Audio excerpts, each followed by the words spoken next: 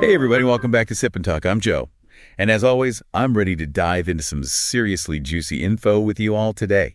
It's like we're mixing up a knowledge cocktail here.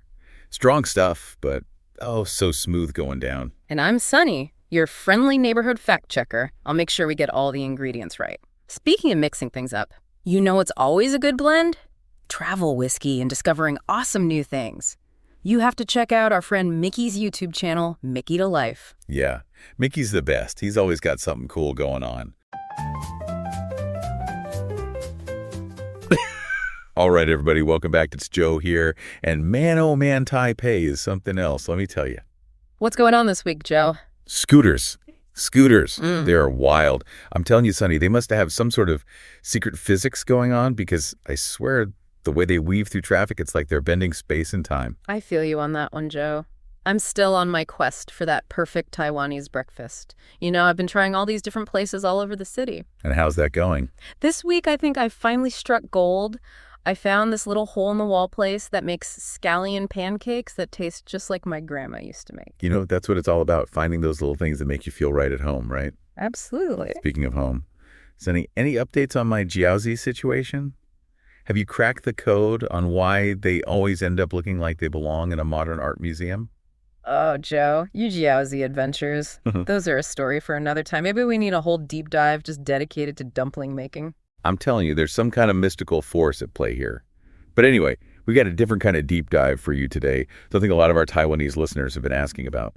Yeah, we've been getting tons of messages from people wanting to know what we think about this whole Taiwan independence thing, and specifically how Taiwan can deal with all that United Front stuff coming from across the strait. Yeah, you know, the thing is, we're not experts on this. We're just two Americans in Taipei trying to wrap our heads around this complex situation, just like a lot of you out there. Think of us as your friends who are just as clueless but super curious about all this. Exactly. So we've been reading articles, watching videos, scrolling through all sorts of online discussions, trying to understand all the different sides and angles. We're basically doing a crash course in Taiwan-China relations. So for this deep dive, we've decided to break it down into two parts. To make it easier to digest, right? Exactly. So first up, we're going to talk about this story that's been in the news lately about a mainland Chinese spouse who might get deported for some pretty strong pro-unification stuff she posted online. And that got us thinking, what happens when citizens, actual Taiwanese citizens, say similar things? Can they be kicked out of the country? And that led us to thinking about how the U.S. handles things like freedom of speech and national security, which could give us some interesting perspectives. Right. And then in the second part, we'll really zoom in on the challenges Taiwan faces with its own citizens, including people who might have been citizens of China in the past, and how they're dealing with the spread of these pro-unification messages within Taiwan itself. Sounds good. Let's jump right in. All right, so part one, the mainland spouse and the whole citizen rights question. So, Sunny, you were saying there's this woman, Ins Liu, who's known online as Tu Sushan. Yeah, and she's been pretty vocal online about her views on unification. Let's just say that. Like, she's not holding back at all. Nope. Some of her posts were pretty intense, like saying that mainland China using force to unify Taiwan doesn't need any other justification, and even questioning why it hasn't happened already. Wow, okay, so she's definitely making her stance clear. Oh, yeah, and because of these posts, the National Immigration Agency actually revoked her suyar. That's her dependent residency permit. So they basically said, you can't stay here anymore. Yep, they cited specific laws, and it looks like she not only lost her current residency, but she's also barred from applying again for 5 years. 5 years, that's a long time. So it seems like they're pretty serious about this. Oh, yeah. There are definitely consequences to this kind of speech, especially when it comes from someone who's not a citizen. But here's the kicker. Right after all this happened, she apparently said she regrets posting that stuff and that she actually wants to stay in Taiwan. It's like you're advocating for a forceful takeover, but you also really like living here. It's a bit of a contradiction, isn't it? It really is. It makes you think about what's really driving these online comments. On the one hand, she's all about unification, but on the other hand, she clearly values living in Taiwan and enjoying the lifestyle here. It's complicated. Absolutely. And this isn't an isolated incident either, right? I saw some news about Taiwanese entertainers also jumping on this China-Taiwan province train on Weibo. You're talking about those posts that got the Mainland Affairs Council here in Taiwan to launch investigations. Exactly. So it's not just mainland spouses who are expressing these views. Right. And it's important to remember those investigations are still ongoing, so we don't know the outcome yet. But it does bring up a big question that you mentioned earlier, Joe. What happens if the person saying these things is actually a Taiwanese citizen? Can they be deported? That's the key question. And I think looking at how the U.S. handles similar situations with freedom of speech and national security might give us some insights. Right, because the U.S. has its own set of laws and principles when it comes to this kind of stuff. Exactly. So let's say you have a green card holder in the U.S. that's a permanent resident, and they start publicly supporting a group that the U.S. considers a terrorist organization like Hamas. What happens then? Well, if it's seen as a threat to national security, that green card holder could face deportation under the U.S. Immigration and Nationality Act. They don't mess around when it comes to national security. So green card holders can be kicked out for supporting terrorist groups. Yeah. But what if it's a U.S. citizen? Can they be deported for the same thing? That's where the First Amendment comes in the U.S. Freedom of speech is a fundamental right, and it's very strongly protected. So even if a U.S. citizen were to openly support Hamas, they could be deported for their words alone. Okay, so freedom of speech trumps deportation in that case. But are there any other legal consequences for U.S. citizens who support terrorist groups? It can't be a total free-for-all. You're right, there are limits. If their support goes beyond just words and involves actual actions like giving money or resources to the terrorist group, then that's a whole different story. But then they can get in trouble. Big trouble. Providing material support to a designated terrorist group is a serious federal crime in the U.S., and they could face life in prison or even the death penalty, depending on the specifics of the case. Wow, okay, so no deportation for citizens, but potentially very serious legal repercussions if they're actively helping a terrorist group. That's the gist of it. Bringing it back to Taiwan, we know that Taiwanese citizens, including people who became citizens after moving here, can't be deported for expressing pro-unification views, no matter how strongly they voice them. That's the key difference. Once you're a citizen, your right to live in the country is pretty much guaranteed. But that doesn't mean there are zero consequences, right? You're right. There are still potential legal ramifications for Taiwanese citizens who spread pro-unification rhetoric that could be seen as a threat. So what kind of trouble could they face? Well, Taiwan's criminal code has a couple of articles that could come into play here, like Article 95, which deals with sedition, that's basically stirring up rebellion or disorder. And then there's Article 96, which covers treason, betraying the country to an enemy. And those are pretty serious charges, right? Very serious. Treason in particular can even carry the death penalty in Taiwan, especially in extreme cases like actively helping China to take over Taiwan militarily. The death penalty, wow, that's intense. It shows how seriously they take threats to national security. So it's this constant balancing act, right? Freedom of speech on one side and national security on the other. And it sounds like where that line is drawn can be different for non-citizens like mainland spouses compared to actual Taiwanese citizens. You got it. And that's a major point of contention in this whole debate. Where do you draw that line? Who gets to decide? And should the rules be different for people who aren't citizens versus those who are? It's a complex issue with no easy answers. Definitely. Okay, so that covers part one. Now let's move on to part two, the challenges Taiwan faces with its own citizens, including those who may have been tiny citizens in the past who are now spreading these pro-unification messages. And this is where I think things get really interesting. It gets even more interesting when you start looking at the role of social media in all of this. A lot of the online discussions we've seen frame platforms like TikTok and Xiaohongshu as potential tools for China's cognitive warfare and influence campaigns here in Taiwan. So the idea is that these platforms are being used to spread pro-unification ideas and sway public opinion. Exactly. And the concern is that people like the deported spouse might be products of this environment. They're constantly exposed to pro-unification content, and it can subtly shape their views even if they don't realize it. It's like that thing where you hear a song on the radio enough times and you start humming along, even if you didn't like it at first. That's a good analogy. It's about repetition and exposure over time. It can wear you down and change your perceptions. And then there's this whole issue of Taiwan being relatively open compared to China's very tightly controlled information space. I mean, they have the Great Firewall and all sorts of national security laws that restrict what their citizens can see and access online. It's a stark contrast for sure. You can have a mainland spouse waving a PRC flag in a Taipei night market. And while it might rub some people the wrong way, it's generally tolerated as freedom of expression. But try waving a Taiwanese flag in Tiananmen Square and see what happens. Yeah. I don't think that would end well.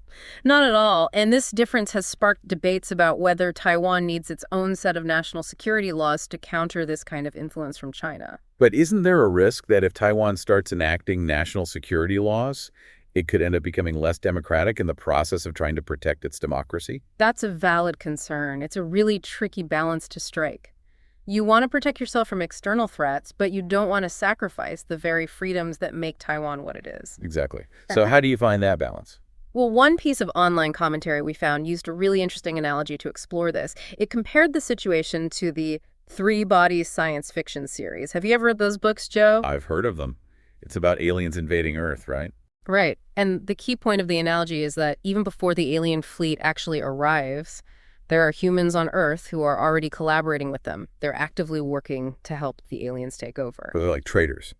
In a way, yes. And in the context of Taiwan, these collaborators would be the people who are actively promoting unification, especially if they're doing it in a way that undermines Taiwan's interests or sovereignty. Okay, I see where this is going. So the argument is that these individuals might be seen as spreading fear, weakening Taiwan's defenses, and acting on behalf of an external threat, even if that threat isn't physically present yet. Precisely, and the analogy is used to suggest a different way of thinking about legislation. Instead of directly targeting this external threat that's still out there somewhere, the focus should be on the actions of these collaborators or henchmen who are already here in Taiwan. So instead of trying to fight a distant enemy, you deal with the immediate threat from within. That's the idea. It's a subtle but potentially significant shift in focus. It makes you wonder what concrete actions could be taken to address this internal threat. Well, this commentary wasn't just about analogies. It also proposed some very specific and actionable ideas.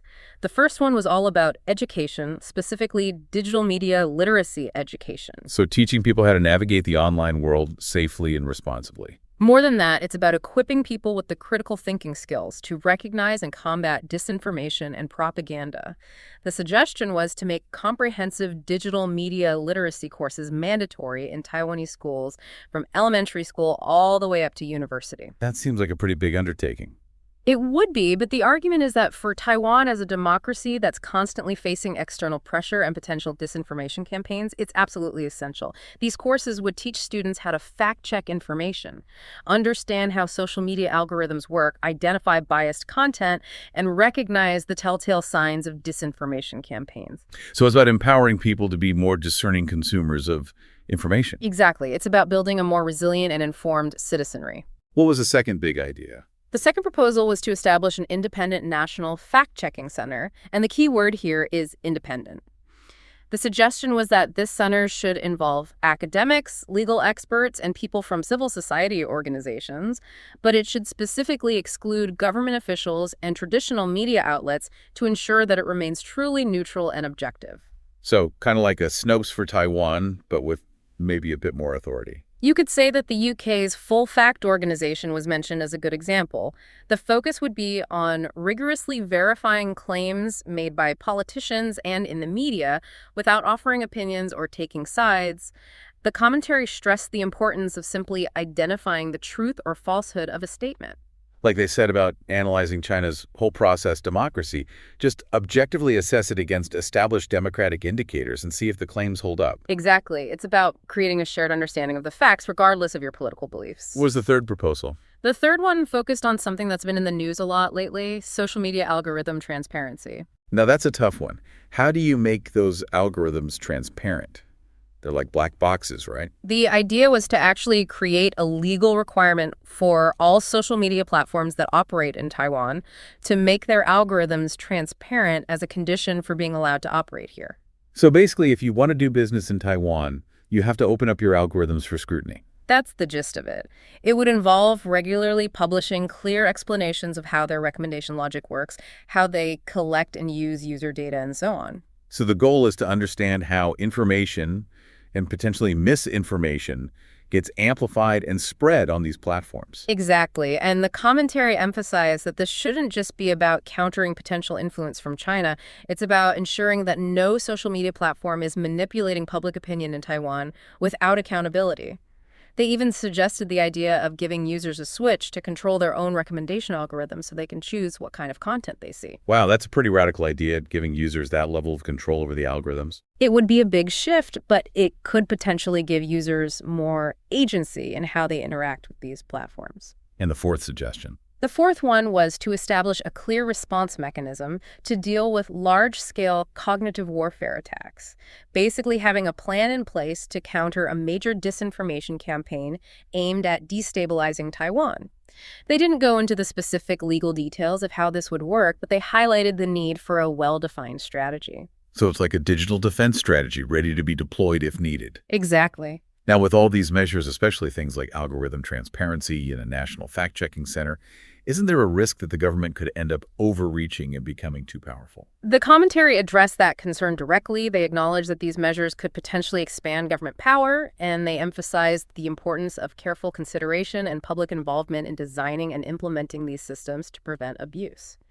They highlighted Taiwan's strong civil society and the importance of bottom-up participation in shaping these policies. So it's about striking that balance again between security and freedom. Exactly. You don't want to undermine the very democratic principles you're trying to protect in the process of defending them.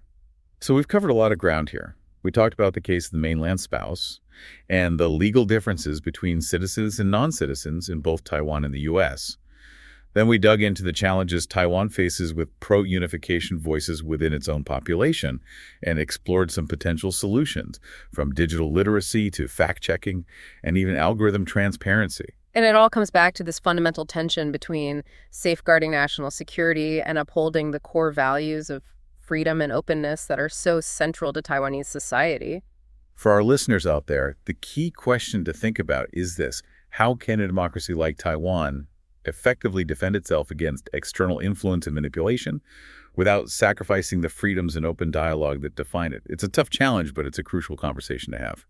We hope this deep dive has provided some insights into this complex issue and given you all some food for thought. Thanks for joining us on The Deep Dive. We'll see you next time. I just want to give another shout out to Micky from Mickytolife. His channel is a treasure trove of inspiration, and he's a huge Sip&Talk fan. Absolutely. Make sure to check him out and maybe even share your awesome podcast intro with him once you've created it.